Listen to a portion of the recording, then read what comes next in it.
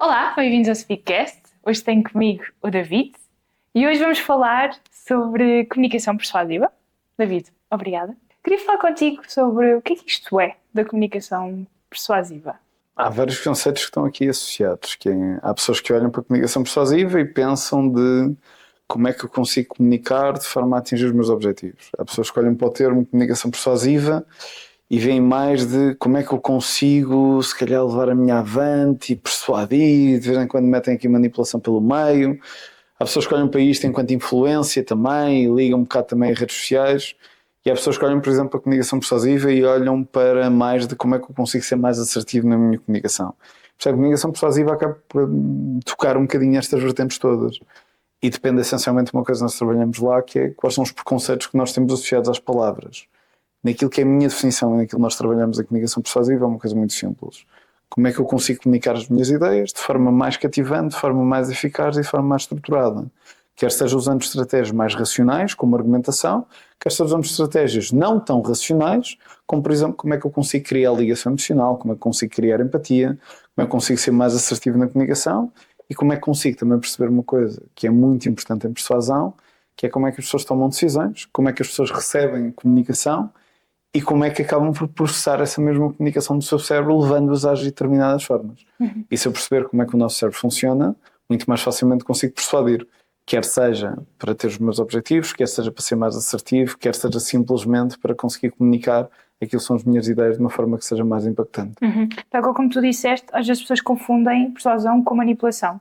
Conseguirias distinguir isto de uma forma assim Sim, mais prática? Há toda uma nuance à volta do que é persuasão, do que é manipulação. Muitas vezes eu acho que as pessoas acabam por extrapolar muitos conceitos. Porquê? Porque há sempre um julgamento moral por trás. E há muito um julgamento moral. Até a própria persuasão, em termos de conotação social, acaba por ter uma conotação negativa. Se bem que há aqui uma coisa que eu acho que é importante, que é persuasão é levar o outro a pensar de forma diferente ou levar o outro a agir de forma diferente. Consoante aquilo que eu quero que ele pense e consoante aquilo que eu quero que ele faça. Que pode ser, por exemplo, comprar um produto, pode ser, por exemplo, ir jantar fora, pode ser, por exemplo, tomar mais conta do filho do que toma atualmente, pode ser até persuadir alguém a ajudar a uma criança em situação de necessidade. Ou seja, a parte da persuasão pode ter uma conotação negativa, mas há uma conotação colocada pela sociedade que, a meu ver, acaba por ser prejudicial para aquilo que nós queremos, que é toda a gente na vida tem objetivos, toda a gente na vida tem ideias. Eu acho que está perfeitamente ok. Nós defendemos as nossas ideias de tentarmos ter aquilo que queremos, de irmos atrás disso e usarmos as nossas melhores ferramentas de comunicação para atingirmos isso. Eu acho que se toda a gente o fizer, toda a gente fica melhor e não há mal nenhum em a pessoa querer ser mais persuasiva e querer atingir mais facilmente os seus objetivos. Agora, o que é que eu tenho que ter? Tenho que ter uma coisa que infelizmente hoje falta, que são limites éticos dentro da minha ação. Eu posso ter as melhores ferramentas, eu posso ter objetivos e eu posso procurar atingi-los usando as melhores ferramentas para isso. Agora, eu tenho de ter uma consciência, eu tenho de ter noção social de onde estou e que as minhas ações também impactam os dos outros. Se eu tiver essa consciência ética, eu estou dentro da persuasão. Se eu deixar de ter essa consciência ética, aí os fins justificam os meios e vale tudo. E aí eu estou a usar as mesmas ferramentas, mas é para prejudicar os outros só para benefício próprio. Num resumo muito simples, o que é persuasão, o que é manipulação? As pessoas muitas vezes acham que a diferença entre uma e a outra depende das ferramentas, do que é que nós estamos a usar para persuadir ou para manipular. Quando na grande maioria dos cenários nós usamos as mesmas ferramentas para persuadir que usamos para manipular. Eu posso criar urgência de dizer, por exemplo, esta promoção é válida apenas 24 horas como o Black Friday e ser persuasão.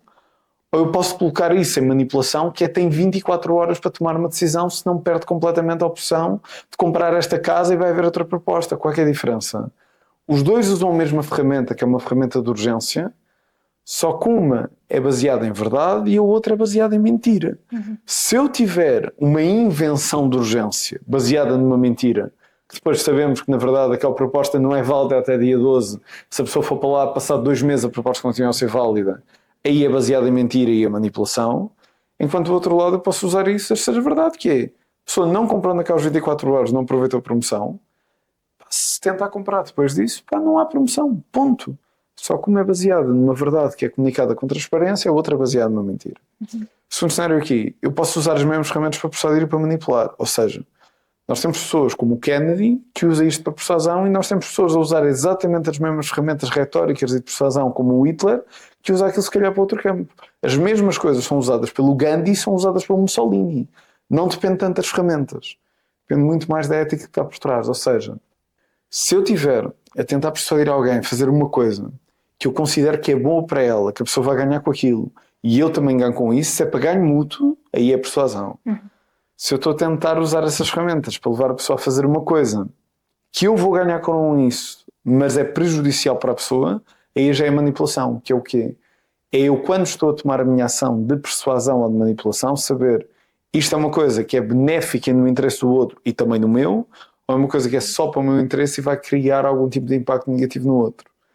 É para saber se é simplesmente só para o meu bem ou se é para o bem dos dois. Se é para o bem dos dois a persuasão, se é exclusivamente para o meu bem, sabendo que eu vou estar a fazer mal. Se eu sei que estou a fazer mal, não estou a ser ético, logo já estou em manipulação. Eu ia-te perguntar, no seguimento precisamente disso, que técnicas é que tu aconselharias as pessoas lá em casa para usar uma comunicação mais persuasiva no dia-a-dia?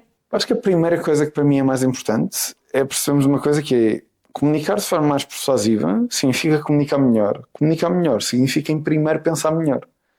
E eu acho que antes de entrarmos em persuasão, as pessoas têm de ter muito claro na sua cabeça que a persuasão, para ser eficaz, depende daquilo que é a nossa capacidade de espírito crítico. E capacidade de espírito crítico significa desenvolver a nossa capacidade de raciocínio, de pensar sobre diversos temas, lidar com o contraditório, com opiniões que ainda não são nossas e que podem talvez um dia vir a ser, mas estamos um bocadinho mais confortáveis com aquilo que é o contraditório, de pensar um bocadinho naquilo que é o cenário do outro e não apenas em nós.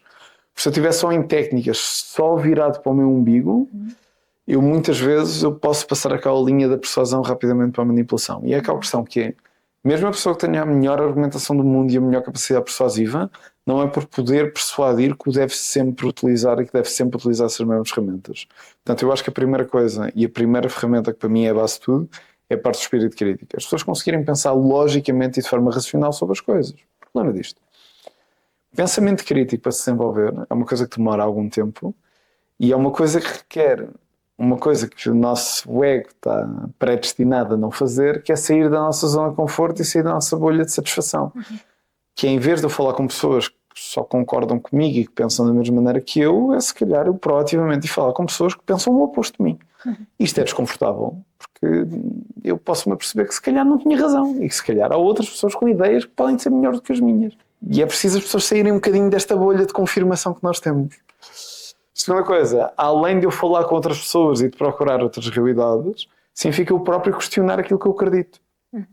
E acho que há um problema que é, há muita gente que passa uma vida inteira a acreditar em coisas que nem sabe porque é que acredita nelas. Faz a mínima ideia. E tu perguntas, mas porquê que tu achas isto? E a pessoa diz, porque é óbvio. É óbvio para ela. É porque é a única solução, só isto é que faz sentido. E a pessoa não consegue justificar o porquê disso. Porquê? Porque se eu não tenho esse espírito crítico e não procuro desafiar a mim próprio, de, mas porquê que eu acredito em A em vez de B? Porquê que eu acho que isto é melhor do que o outro? Se eu não consigo fazer esse comparativo, eu na verdade eu não tenho propriamente opiniões, eu tenho simplesmente opiniões herdadas de outros.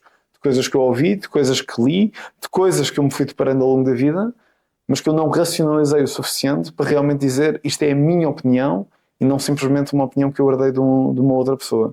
E eu acho que essa questão do espírito crítico é uma coisa que nos falta muito em sociedade, não só em termos de pensamento, mas em termos de respeito pelo outro e estamos confortáveis também com o contraditório.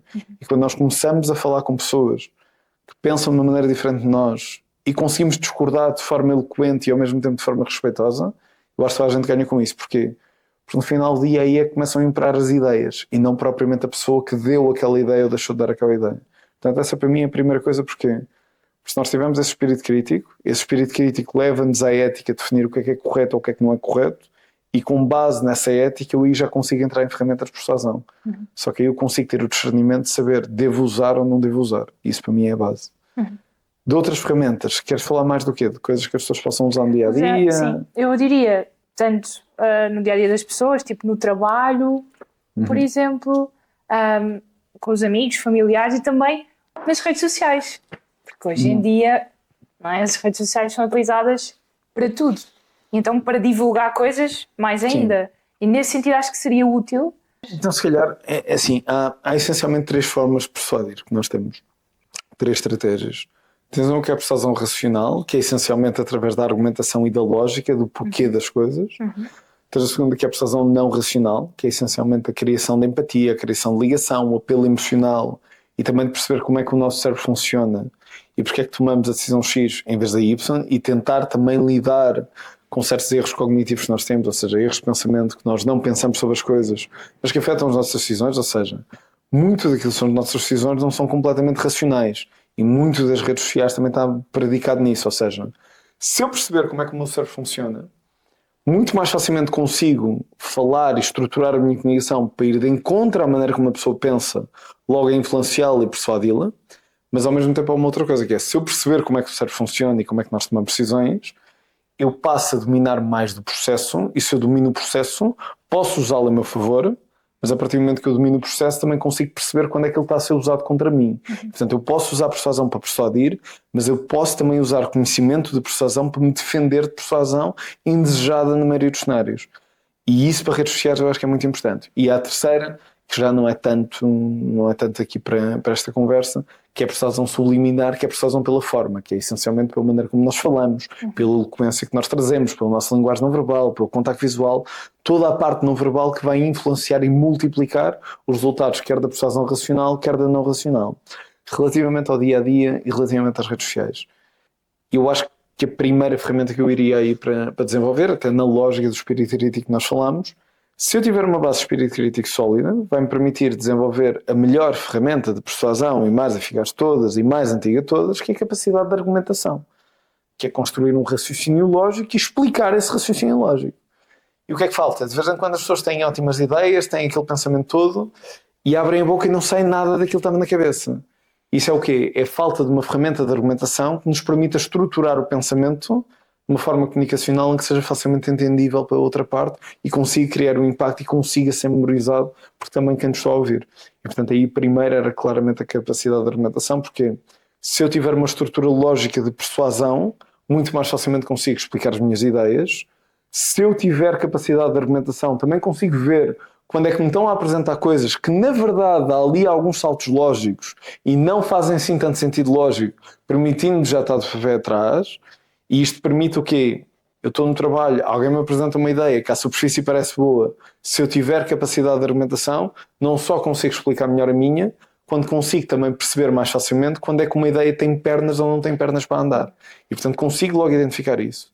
Da mesma maneira que numa rede social, se eu tiver capacidade de argumentação, consigo muito mais ver o que é uma falácia do que não é uma falácia, se realmente aquilo que estão a dizer tem base de verdade ou não tem base de verdade, e se faz algum sentido lógico ou não. Em vez de simplesmente aceitar tudo aquilo que me aparece no feed, ou valor de superfície como verdade, porque se está na internet deve ser verdade. E portanto aí a argumentação. E da argumentação está ligada a uma terceira vertente dela, só de apresentar ideias e de identificar falácias e saltos lógicos, isso faz sentido ou não. Há uma terceira que é, depois de eu identificar que aquilo não está correto, ter capacidade de argumentação, a partir de irá-me permitir também ter uma melhor capacidade de contra-argumentação. Que é o quê? Que é, se eu identifico que aquilo está mal construído, se eu identifico ali uma base que não é verdadeira e se eu identifico alguma coisa que me está a ser passada como verdade quando na verdade não é, eu com essa capacidade de contra-argumentação consigo também contra-argumentar contra aquilo que me está a ser apresentado, que na verdade se calhar não é assim tão verdadeiro, ou pelo menos não tão verosímil. Isto significa então o quê? Mesmo em termos de redes sociais, ter essa capacidade de contra-argumentação permite-me não só identificar o que é verdade e o que não é, mais facilmente, como consigo também ter capacidade para me expressar e para explicar porque é que aquilo na verdade não é assim. E essa capacidade de contra-argumentação também é uma coisa que eu acho que dá-me jeito a muita gente. Não é simplesmente dizer, pá, mas eu não concordo, eu sou assim. Pá, não, eu tenho de explicar o porquê das coisas, tenho de elaborar um bocadinho mais, porque se eu percebo o porquê das coisas, eu muito mais facilmente sigo alguém. E ter capacidade de persuasão também é fazer com que as pessoas sigam as nossas ideias. E eu muito mais facilmente sigo uma ideia que entendo o porquê dessa mesma ideia e como é que ela vai ser implementada, do que sigo uma ideia que simplesmente me foi apresentada só porque sim. Se eu conseguir justificar, muito mais facilmente consigo argumentar. Se eu conseguir argumentar, muito mais facilmente consigo persuadir. E consegues dar-nos uma estrutura para saber argumentar? Há várias estratégias de argumentação. Eu se calhar a mais básica delas todas, que é normalmente aquela que eu aconselho, porque as outras requerem algum treino. A parte da argumentação é das coisas mais úteis, possivelmente é das mais difíceis de aprender em termos de persuasão. Por exemplo, tudo o que é persuasão não racional é uma coisa que a pessoa de um dia para o outro, por exemplo, fazem um curso de comunicação persuasiva, um dia a seguir a parte não racional já estão a usar e já estão a usar bem. Não com mestria, mas já estão a usar bem. Portanto, a curva de aprendizagem é curta. A argumentação para mim é mais útil, é mais impactante, mas como tudo na vida também acaba de dar mais trabalho. Agora, estratégias simples em termos de argumentação, que precisa sempre de ser treinada, porque isto não é um processo automático e nós não vimos com isto de base. Primeira estratégia que nós temos aqui é uma estratégia de 4 passos, que é clássica. Primeiro é a afirmação. E a afirmação é dizer aquilo a que nós vamos, aquilo que é a nossa posição. Como, por exemplo, na minha afirmação pode ser: eu acredito que devemos implementar uma semana de trabalho 4 dias. Isto é a minha afirmação, é aquilo que é o meu objetivo, é aquilo que eu estou aqui a dizer. Alternativamente, em termos da afirmação, podemos ir para um outro exemplo. Dá-me um caso que venha à cabeça. Para argumentar, Dá-me uma coisa para argumentar. o trabalho a partir de agora tinha que ser sempre teletrabalho, não há regime presencial. Teletrabalho, ok.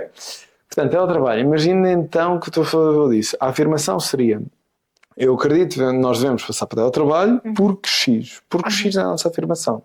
Portanto, o meu objetivo, eu acredito que nós devemos passar para teletrabalho. A minha premissa pode ser porque o teletrabalho aumenta a produtividade, por exemplo. Okay. Depois disso, o que é que vem? Depois da afirmação, que é nós devemos passar para teletrabalho porque aumenta a produtividade, vem a explicação da coisa. A explicação tem de explicar exatamente como é que atinge esse mesmo aumento de produtividade. Isto pode ser por uma questão da pessoa acabar por perder menos tempo em transportes, portanto pode estar um bocadinho mais focada no trabalho. Pode ser por uma outra questão que é dentro disso, esse tempo extra que a pessoa acaba por ter, pode se calhar equilibrar mais facilmente a sua vida familiar, pode equilibrar com outras atividades, o que permite a pessoa estar mais livre mentalmente, e essa disponibilidade mental se calhar acaba por ajudar a pessoa a estar mais focada dentro do seu trabalho, e se está mais focada, naturalmente comete menos erros, se comete menos erros consegue fazer mais coisas, se consegue fazer mais coisas, no final do dia isto aumenta aquilo que é a sua produtividade. Isto é uma explicação simples da coisa.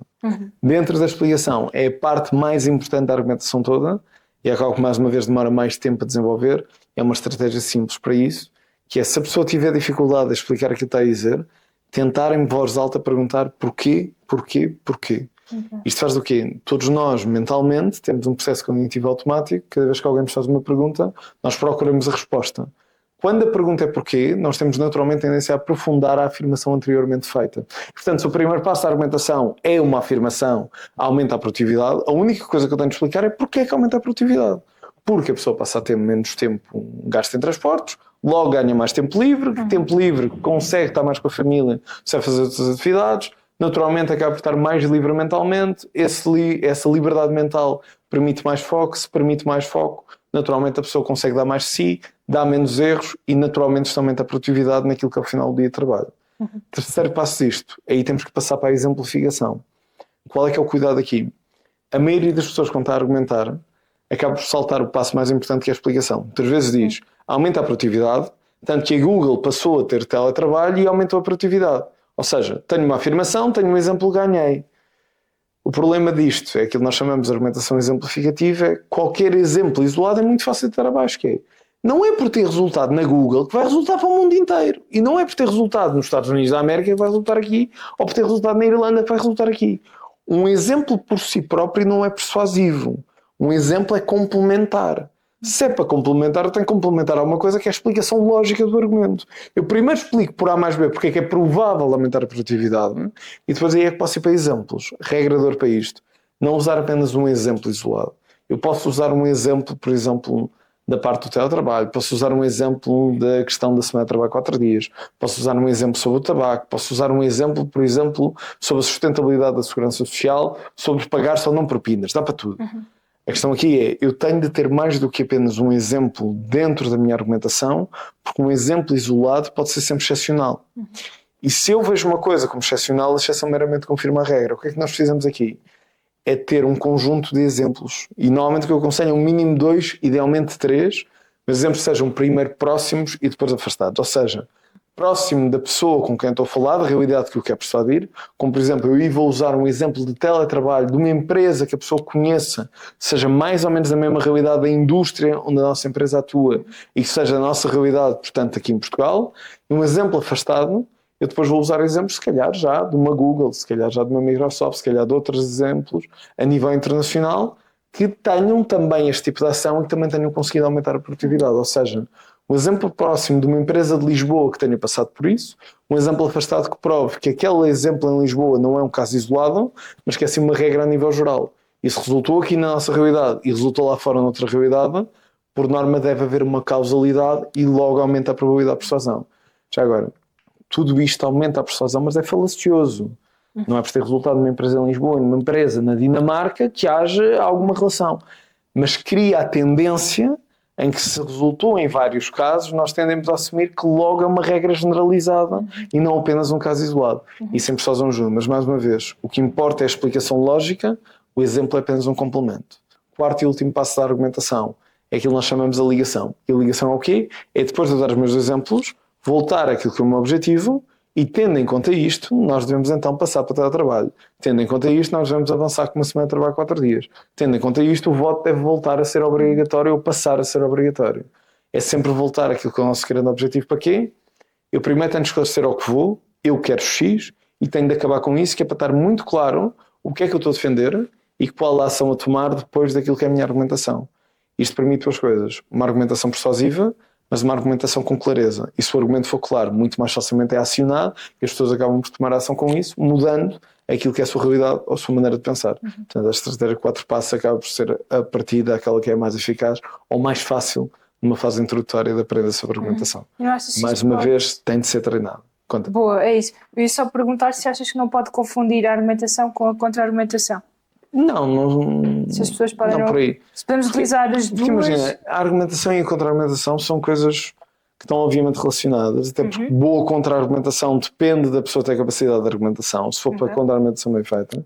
Mas a diferença é simples. A argumentação é quando estou a apresentar um ponto meu. Portanto, estou a apresentar a minha ideia, e a minha ideia pode ser, por exemplo, que o teletrabalho, na verdade, é prejudicial para aquilo que é a produtividade das empresas, daí haver muitas empresas que estão a mudar. E depois, do outro lado, eu tenho alguém que vai contra-argumentar comigo e dizer não, espera aí, na minha opinião é o oposto, eu acho que o teletrabalho é positivo. Isso aí nós vamos ter um debate de opiniões. Se eu tivesse só a apresentar a minha opinião, que é que o teletrabalho acaba por prejudicar a produtividade das empresas, eu estou em argumentação. Contra-argumentação só entra quando alguém está a argumentar contra ti. E aí é quem é contra-argumentação, que é o quê? Há alguém que está, em resposta àquilo que tu disseste, a apresentar outros argumentos que vão numa outra linha de argumentação. Portanto, a única diferença é argumentação, estou a defender um ponto. E eu posso argumentar sem ter contra-argumentação. Imagina, eu estou a argumentar, estou a explicar a minha ideia, que é, eu acho que todos nós devíamos, por exemplo, passar a ter 4 dias de trabalho, ou, por exemplo, que todos nós devíamos passar a ter outro tipo de flexibilidade em termos de horários. Por exemplo, esta é a minha argumentação. Se eu tiver as pessoas do outro lado, depois de eu explicar porque é que a flexibilidade de horários é a coisa mais importante, desde que a pessoa tenha autonomia para gerir essa mesma flexibilidade de horários, se eu conseguir explicar isso bem, eu posso ter pessoas do outro lado a concordar comigo. Logo aí não há contra-argumentação. Quando é que eu tenho contra-argumentação? Quando eu estou a explicar isto e alguém me diz não, eu sou contra a flexibilidade de horários e eu acho que para as pessoas serem produtivas têm de ter horários standardizados de forma a conseguirem regular e organizar melhor o seu tempo. Isto é uma contra-argumentação. Eu preciso na mesma, para apresentar a minha ideia de forma clara, de argumentar. Nem sempre uma argumentação vai levar a uma contra-argumentação. Contra-argumentação é só quando eu quero fazer o contraditório daquilo que foi dito previamente. Só que uma coisa que é importante, que é isto aqui, pegando até na questão do espírito crítico que eu falei, nada disto que eu acabei de dizer é a minha opinião pessoal sobre isto. É simplesmente aquilo que é uma estrutura de argumentação que nós podemos aplicar. E eu acho que isto mais uma vez vem daquilo que nós falamos de espírito crítico, é importante nós conseguirmos pensar naquilo que acreditamos, mas é importante também conseguirmos argumentar daquilo que é o cenário oposto. Se as pessoas conseguirem colocar-se naquilo que é o cenário oposto daquilo que acreditam, muito mais facilmente desenvolvem a sua argumentação e também se apercebem que muitas vezes a vida não é preto nem é branco, há uma data cinzenta no meio. Só que se eu nunca perguntar porque é que eu acredito nas coisas e porque é que alguém que acha o oposto de mim, porque é que acreditaria nisso, fica muito difícil definir exatamente qual é que é a minha posição real e exatamente ver que ali no meio se calhar existe muito mais verdade do que propriamente nos extremos. Boa. Nesse sentido, tens alguns filmes ou alguns livros que queiras aconselhar? Para quem queira desenvolver um bocadinho de persuasão, especialmente até a argumentação falámos mais, eu acho que há aqui 2 coisas que eu gostava aqui de aconselhar, que é a primeira coisa, um livro, que é um livro muito simples para iniciar, que é A Arte de Ganhar uma Discussão Mesmo Sem Ter Razão, de Schopenhauer. É um livro que é muito simples, é muito curto e, portanto, facilmente as pessoas leem. E para começar a molhar os pezinhos é aconselhável. Segundo, para quem não gosta tanto de ler, que também é muito interessante, há um filme muito interessante chamado The Great Debaters, com o Denzel Washington, que acaba por falar um bocadinho daquilo que é o debate competitivo nos Estados Unidos da América, que pode ser importante e que pode ser interessante até para nos debruçarmos um bocadinho mais como é que a capacidade de argumentação pode também fazer uma diferença socialmente, e isto começa desde jovens dentro das sociedades de debate. E a terceira, para quem ainda estiver na universidade ou quem tiver filhos, irmãos, familiares das universidades, também aconselhar as sociedades de debate que existem nas maiores universidades portuguesas, Lisboa, Porto, Coimbra, Universidade Católica, e que fazem exatamente essas competições de argumentação, estes jogos de debate, estes jogos também de persuasão e de public speaking, que para quem esteja nessas universidades é dos clubes que eu mais aconselho. São gratuitas, qualquer pessoa que esteja na universidade pode participar e ajuda não só a desenvolver a argumentação, como também a capacidade de comunicação, e eu acho que acaba por ser muito importante. Ok, muito obrigada. Lá em casa podem sempre fazer os nossos cursos de comunicação persuasiva e para jovens de argumentação e espírito crítico. Até um próximo episódio.